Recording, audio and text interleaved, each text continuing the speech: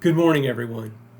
For those of you who don't know me, my name is Chris Baisden, and for the past year I've chaired Epworth's reopening task force. I and the rest of the task force members are excited that we're now in a position to restart in-person worship inside the sanctuary and fellowship hall. The first services will begin Sunday, June 6th. In anticipation of this reopening, I wanted to reach out to you about what to expect during the service.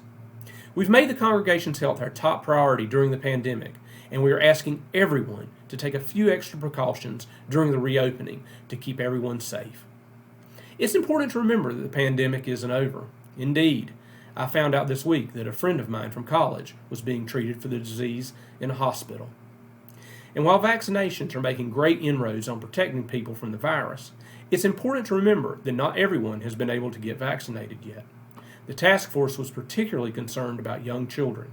As you know, no vaccine has been approved for them yet. But we don't want to exclude the children from worship. I remember that Jesus said in Matthew, "Let the little children come to me." So in order to include everyone of all ages in worship, and in order to allow singing, the reopening task force has decided to take certain safety precautions, including social distancing, gathering attendance information for any contact tracing that might be needed, and requiring masks during the services. I understand that some folks have strong feelings about wearing masks. We on the task force know that it is indeed a light inconvenience, but it's worth it to keep our children safe and get them into church so they can hear God's word. Our bishop feels the same way. The latest guidance provided by her office advises that any in-person services require masks be worn.